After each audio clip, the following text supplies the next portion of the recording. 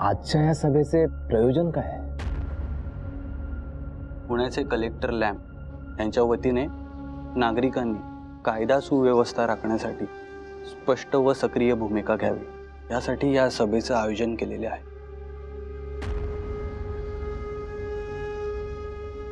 Especially those of you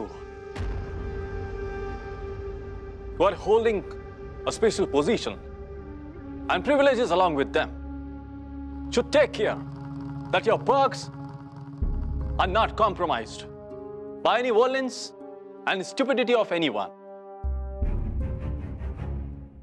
If someone amongst you is backstabbing us, committing treasons and plotting murders, and unable to control yourself, and the government will inevitably be forced to take strict action against you and bring the things under control.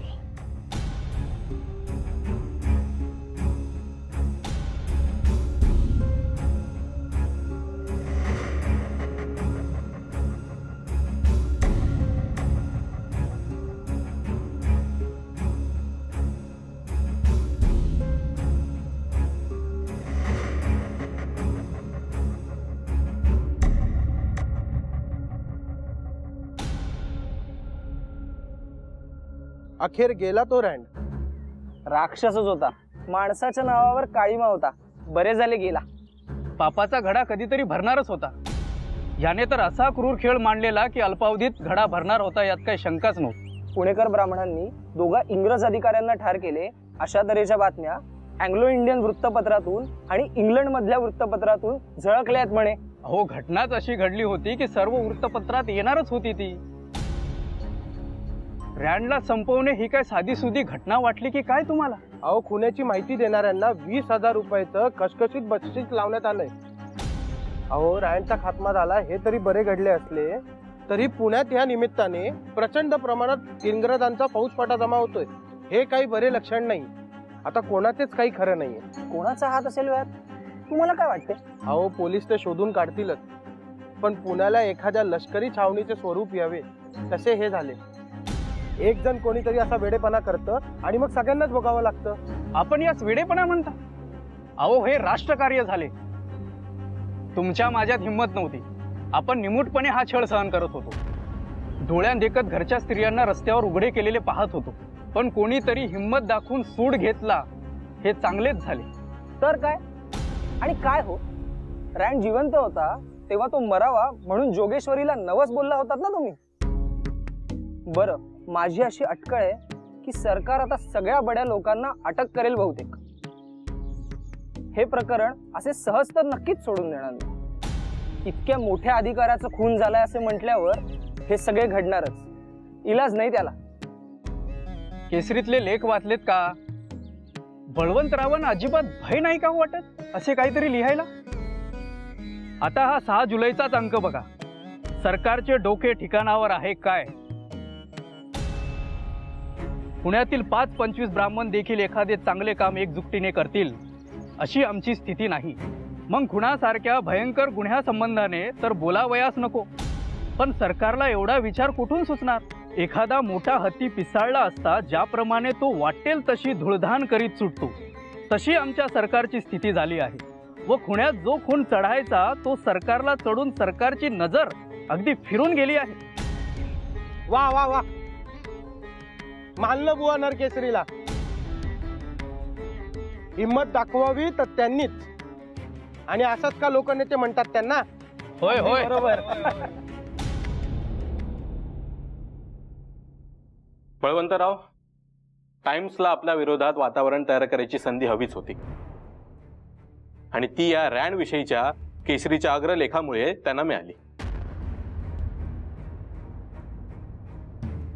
एकूण परिस्थिती गंभीरच दिसते, आणि या सर्व गोष्टींचा विपरीत परिणाम होईल अशी शंका माझ्या मनात येऊ लागली आहे. हे नुसते नावाला एतद्देशीय वृत्तपत्र आहे,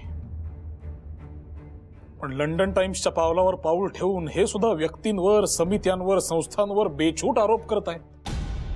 आणि माझ्या मते हे जे सगळे निष्कर्ष काढले जात आहेत ते कुठल्याही न्यायदानाला कसलीही मदत करणार नाहीयेत, लक्षात ठेवा. अहो, एकामागून एक नुसते बेताल आरोप होत आहेत.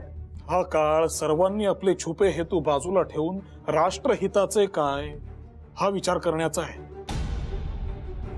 आपण सगळेच जण ज्याचा एकत्रितपणे धिक्कार करतो असे भयंकर कृत्य एका माथे फिरून डोक्यात घेतले म्हणून इतर लोकांनी जी सगळी सभ्यता दाखवली, धीटपणा दाखवला, त्याच्याकडे दुर्लक्ष करायचे हे मूर्खपणाचे नव्हे का? आपले म्हणणे बरोबर आहे बळवंतराव, पण वातावरण खरंच खूप बिघडत चालले आहे. हो, पुण्यातील या घटनेचे पडसाद सर्व दूर उमटले आहेत. हे बघा, डेली मेल काय म्हणतंय बघा. पुण्यातील हत्येमध्ये धर्मवेडेपणाचा काहीही संबंध नसून संपूर्ण देशात राजद्रोह व बंड करण्याचे कट शिजत आहे आणि पुणे याचा केंद्र आहे. पुण्यातील ब्राह्मण, विशेषतः त्यांच्यातील शिक्षित मंडळी भारतभर कुख्यात आहेत. त्यांची वृत्तपत्रे, गोपनीय निरोप, खुणा याद्वारे ब्रिटिश सत्तेविरोधात उठाव करण्यासाठी प्रयत्नशील आहेत असं लिहून आलं यात. हा तर थेट राजद्रोहाचा आरोप आहे बळवंतराव. आणि त्यांचा रोख अन्य कुणावरही नसून केसरीवरच आहे, म्हणजेच आपल्यावर बळवंतराव. हा विषय सहजपणे घेण्यासारखा नाहीये बळवंतराव. थोडी काळजी घ्यायलाच हवी. ती वेळ कधीच निघून गेली गोळे. आता पुढे जात राहणे हा एकमेव मार्ग आहे. काळजी घ्यायचीच असती तर ती समाज कार्यात उतरण्याआधी घ्यायला हवी होती. आता मागे हटणे नाही. असो, या तुम्ही. मी उद्याचा अग्रलेख हाता वेगळा करतो.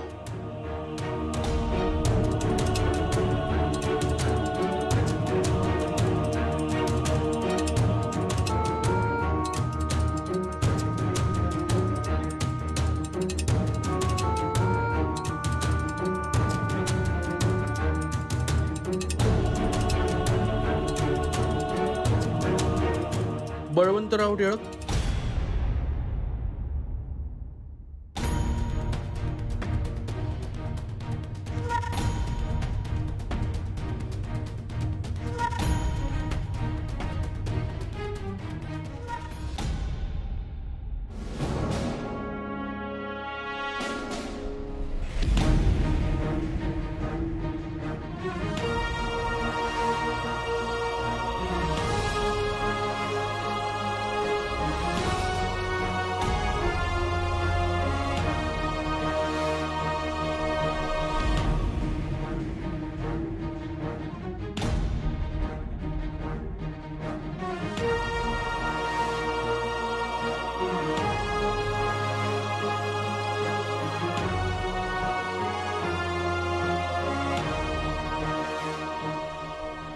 I want you to know that we have arrested the murderer. And he has confessed that you provoked him for this. So, Mr. Tilak, surrender yourself and confess your crime.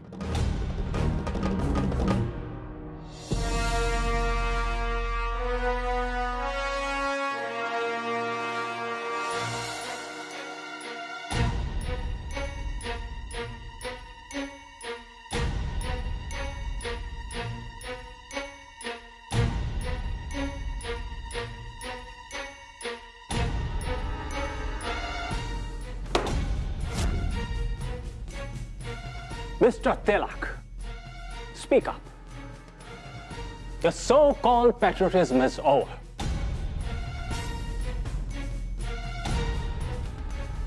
It's better to confess your crime by yourself. Don't try to deny your involvement in this murder. And this time, I will not be holding back. Relax, Mr. Daniel, relax.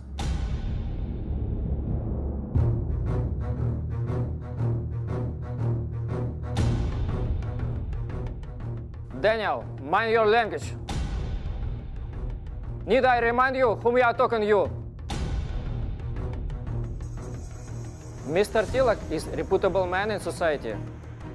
He has always been cooperative with British government. He will cooperate with us too. Give him some time. Right, Mr. Tilak?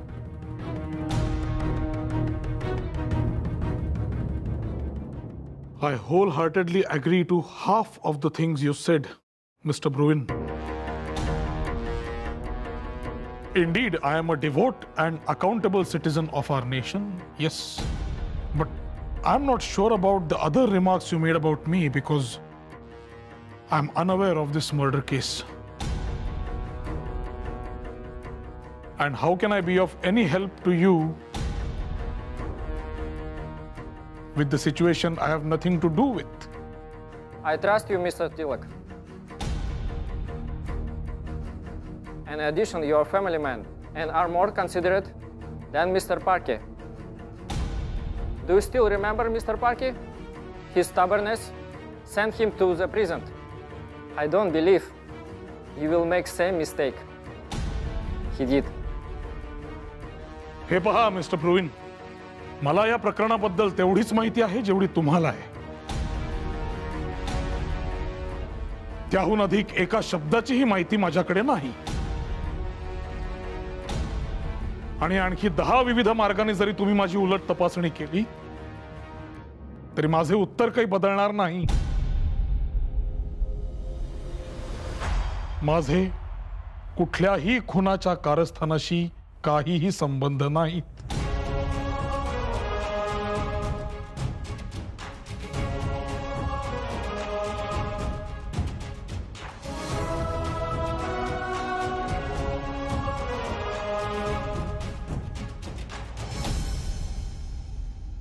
Why is there so much rage against Rand and Pune?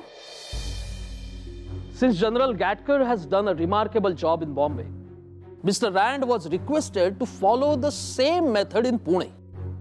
But it was of no use. These complaints were ignored.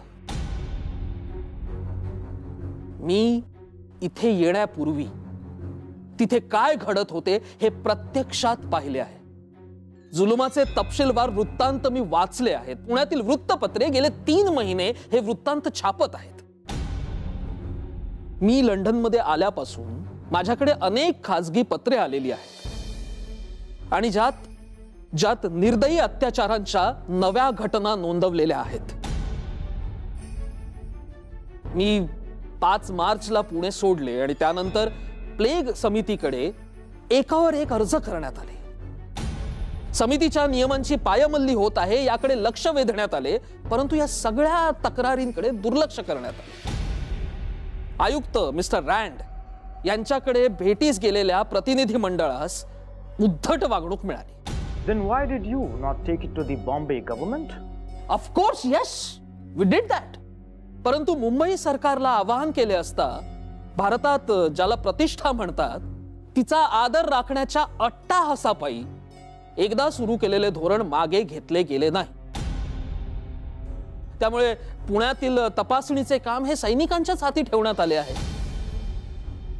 हिंदुस्थानातील जनतेच्या रीती परंपरांबाबत काहीही माहित नसणाऱ्या या गोरा सैनिकांनी त्यांचे जगणे हराम करून ठेवले आहे अशी माझी माहिती आहे.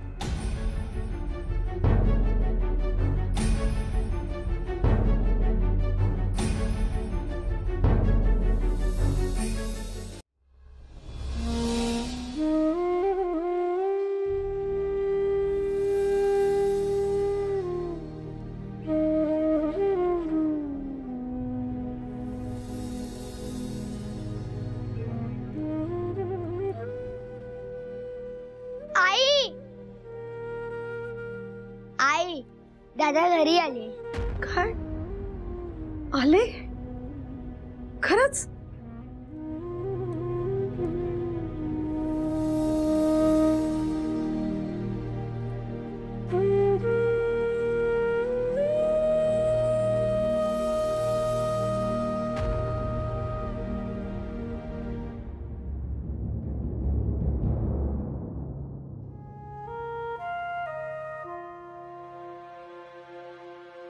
आलात? रात्रभर डोळ्याला डोळा लागला नाही माझा. वाटलं होतं अटकच करतायत का काय. आता आलात तसा जीव भांड्यात पडला माझा. मी आत्ता थोडा वेळ थांबून विश्वनाथला सांगणारच होते की धोंडूला सोबत घे आणि जाऊन बघून ये काय झालंय ते. केसरीच्या कार्यालयात सुद्धा निरोप धाडला होता. आलात ना आता. मी काय म्हणते, आज घरीच थांबा. छान पूर्णवर्णाचा स्वयंपाक करते. देवांनाही पाण्यात घातलं होतं, त्यांना बाहेर काढते आधी. त्यांचाही नैवेद्य होईल. आंघोळ उरकून घ्या तुम्ही. जरा वेळ विश्रांती घ्या, तोवर स्वयंपाक होईल माझा. भामे,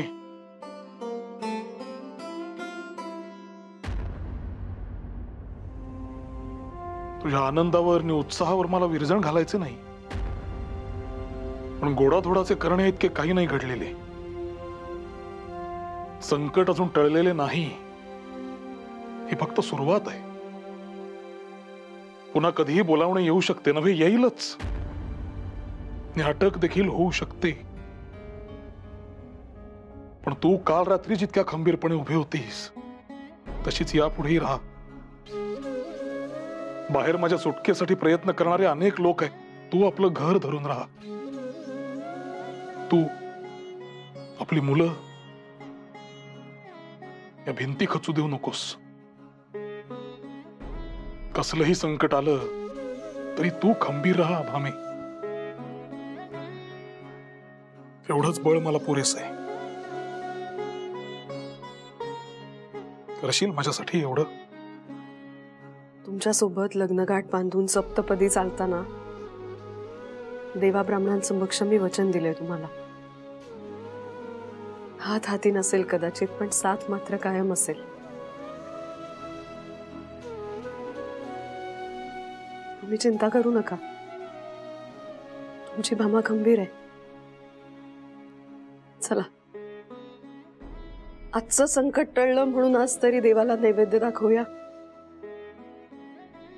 होय. या.